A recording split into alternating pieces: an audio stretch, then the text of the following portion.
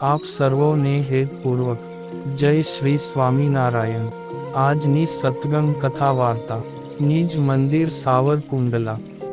આજની સત્સંગ કથા વાર્તામાં આપણે પવિત્ર ચાતુર્માસ અંતર્ગત શ્રીમદ સત્સંગી જીવનની કથા સાંભળશું। પ્રકરણ 3 અધ્યાય 17।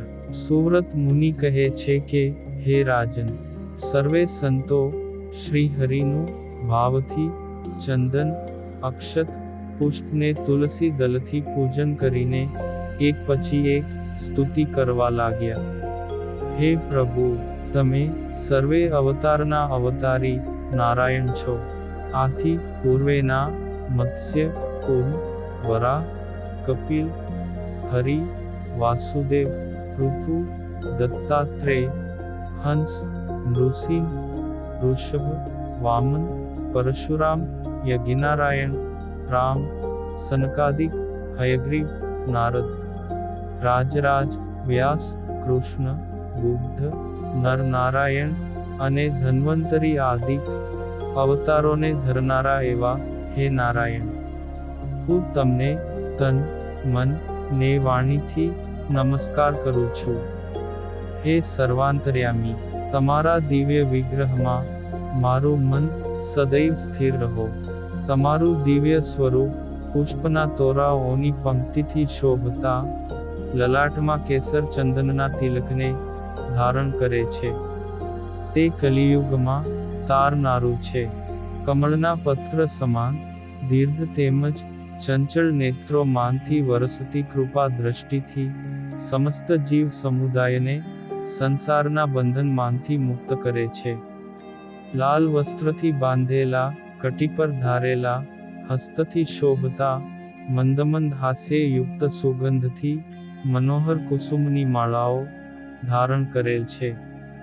હે પ્રભુ, હે કરુણાના સાગર, હે અનંત સૂર્યોના સમૂહ સમાન તેજોમય વિશાળ બ્રહ્મપુર ધામને વિશે નિવાસ કરનારા, તમારો સદાય સર્વત્ર વિજય થાઓ।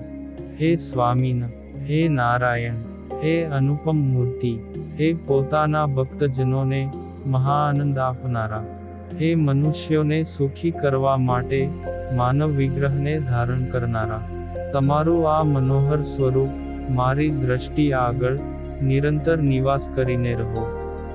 હે શોભાયમાન તોરાઓની પંક્તિઓને મસ્તક ઉપર પાઘને વિશે ધારણ કરનારા, હે પ્રભુ, મારું મન તમારા આ મનોહર રૂપને એક ક્ષણવાર પણ ત્યાગ ન કરે।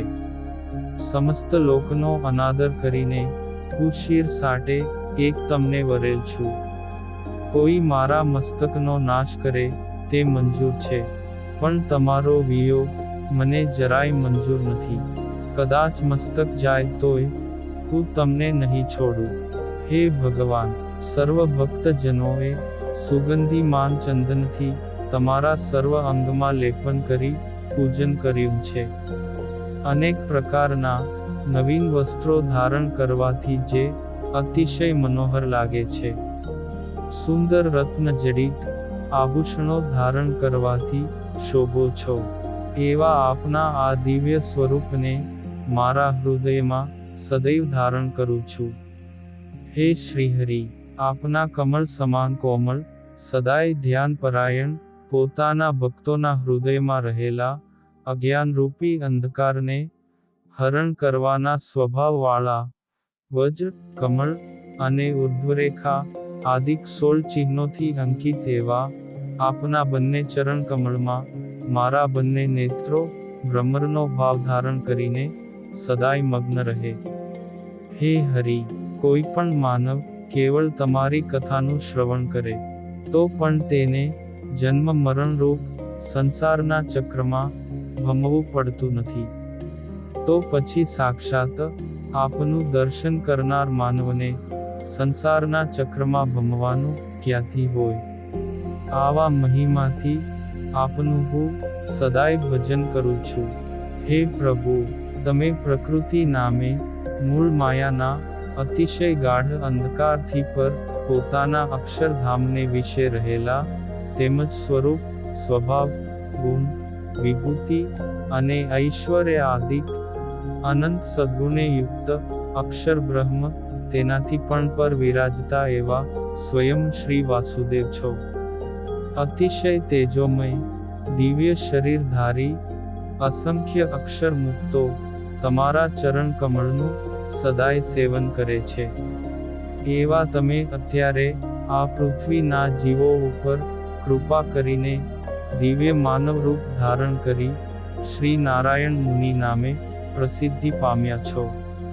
આ પૃથ્વી ઉપર અક્ષર થકી પણ પર એવા પોતાના પુરુષોત્તમપણાનું સર્વોપરી જ્ઞાન પ્રવર્તાવનારા પોતાના એકાંતિક ભક્તજનોના નેત્રોને આનંદ આપવા અને એકાંતિક ધર્મનું રક્ષણ કરવા કરુણા કરીને આ પૃથ્વી પર મનુષ્ય દેહ ધારણ કરી પોતાના એકાંતિક ભક્તજનોના અંતરના માન, ઈર્ષ્યા આદિક શત્રુઓનો વિનાશ કરનારા, મનુષ્યોને સમાધિમાં અનંત ધામો તથા તેના વૈભવો સહિત ઐશ્વર્યનું દર્શન કરાવનારા, શ્વેત વસ્ત્રો તથા પુષ્પોના હારને ધારણ કરીને વિરાજી રહેલા અને સમુદ્ર પર્યંત પ્રખ્યાતિને પામ્યા છો એવા આપને વિશે મારું મન સદાકાળ લીન રહો.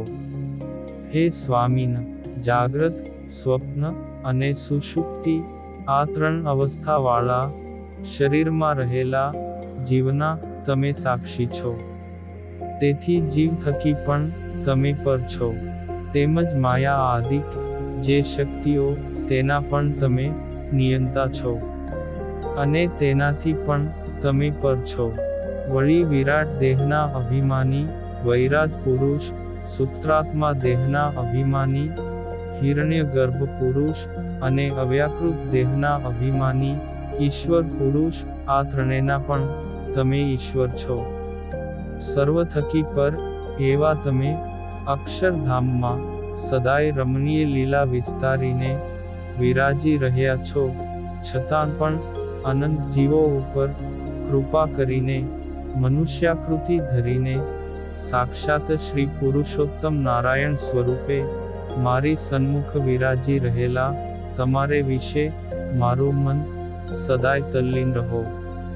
હે પ્રભુ, આ પૃથ્વી ઉપર નહીં ભણેલા તમારા આશ્રિત સામાન્ય મનુષ્યોને પણ તમારી કૃપાને કારણે શાસ્ત્રાર્થમાં વિદ્વાન પુરુષો પણ જીતી શકવા માટે સમર્થ થતા નથી. કારણ કે તમે સમગ્ર શાસ્ત્રની ઉત્પત્તિના કારણ એવા તમે અત્યારે પૃથ્વી પર નારાયણ મુનિ એવા નામથી પ્રસિદ્ધિને પામેલા સર્વના સ્વામી એવા તમારી હું ભક્તિ કરું છું. હે ગુરુઓના ગુરુ, હે નાથ, પરમહંસના સ્વરૂપમાં રહેલી આપની આ મૂર્તિનું મારા હૃદયમાં ચિંતવન કરું છું.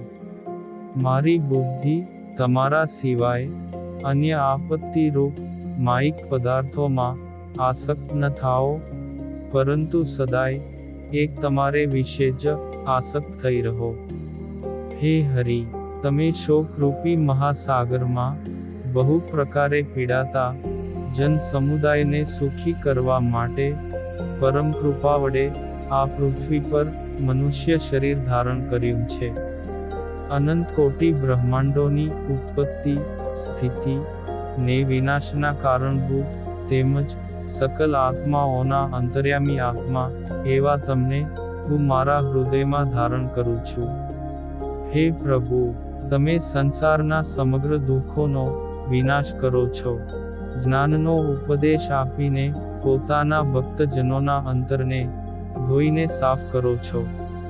કમળપત્રની સમાન વિશાળ અને ખંજન પક્ષીના જેવા ચંચળ નેત્રોને ધારણ કરો છો અને ભક્તજનોને રંજન કરાવો છો એવા હે શ્રી હરિ, તમને હું નમસ્કાર કરું છું. હે પ્રભુ, એકાંતિક ધર્મમાં નિષ્ઠાવાળા તથા કાળ માયાના ભયથી રહિત એવા મહામુનિ મુક્તાનંદ સ્વામી જેવા મહર્ષિ મુક્ત પુરુષોએ ચંદનાદિકથી પૂજેલા અને સ્તુતિ કરાતા એવા આપ પોતાની સ્વતંત્ર ઈચ્છાથી આ પૃથ્વી ઉપર મનુષ્યાકૃતિ ધારણ કરીને દુર્વાસાના શાપથી મનુષ્ય ભાવને પામેલા એવા મરીચ્યાદિક મુનિના સખા એવા નારાયણ મુનિ, તમને હું સદાય વંદન કરું છું. હે ભગવન, અવ્યાકૃત શરીરના અભિમાની શિવ તમારા સંકર્ષણ સ્વરૂપની ઉપાસના કરે છે. વિરાટ શરીરના અભિમાની વિષ્ણુ તમારા પ્રદ્યુમ્ન સ્વરૂપની ઉપાસના કરે છે.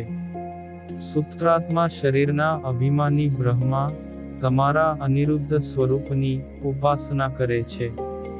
આ રીતે સર્વના નાથ એવા તમોને હું નમસ્કાર કરું છું.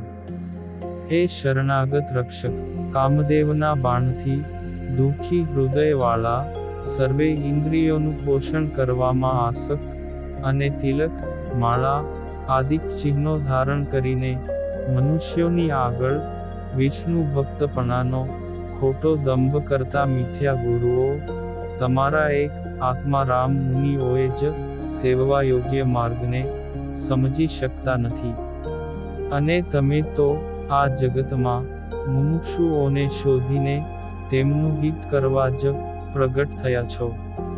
તમે સદાય નમ્ર થઈને આપને શરણે રહેલા અકિંચન સાધુ પુરુષોના એક માલિક છો. એવા હે હરિ, તમને હું વારંવાર નમસ્કાર કરું છું. હે નારાયણ, મનુષ્યોના મનવાંછિત સંકલ્પ પૂર્ણ કરતા, સંસાર સાગરમાંથી તેમને તારતા, કરુણારૂપી આભૂષણોથી શોભતા, પોતાના શરણાગત જીવોનું રક્ષણ કરતા તમારા શ્રી ચરણોના શરણે હું આવ્યો છું. હે નાથ, હું તમને ભજું છું. તમે સમગ્ર મુનિજનોના સ્વામી છો. ધર્મ તેમજ મોક્ષરૂપી સમુદ્રની ભરતી કરવામાં ચંદ્ર સમાન છો. યજ્ઞના અનુષ્ઠાનથી દેવતાઓને સુખી કરો છો. મારા પ્રાણપતિ છો. ઐશ્વર્યના સાગર હોવા છતાં ગર્વરહિત છો. અનેક પ્રદેશોને પાવન કરો છો. ઉત્તમ નટના સમાન મનુષ્ય વેશને ધારી રહેલા અને મસ્તક ઉપર મંજુલ કેશને ધારી રહેલા તમને હું ભજું છું. હે ધર્મદેવના પુત્ર, તમે અધર્મના હેતુભૂત કળિયુગનો પરાભવ કરો છો. પોતાના સ્વરૂપનું જ્ઞાન પ્રકાશિત કરો છો. બ્રહ્માદિક દેવતાઓથી વંદન કરાયેલા છો. સત્શાસ્ત્રના પ્રમાણભૂત વચનોથી નિરીશ્વર માર્ગનું ખંડન કરો છો. પોતાના ભક્તજનોના અંતઃશત્રુઓનો વિનાશ કરો છો. માનનું મર્દન કરો છો. લલાટમાં કેસર મિશ્રિત ચંદનની આડ કરો છો. એવા આપને હું નમસ્કાર કરું છું. હે સ્વામીન, તમારો પ્રૌઢ પ્રતાપ ઉદ્ધત કામ ક્રોધાદિક શત્રુઓને વિનાશ કરવામાં સમર્થ, અજ્ઞાનરૂપી અંધકારના પટલને તોડવામાં ચતુર, તેમજ પાપના પુંજને પ્રજાળનારો છે. એ તમારો પ્રતાપ મારા ત્રિવિધ તાપ તેમજ પાપના પુંજને પ્રજાળનારો થાઓ.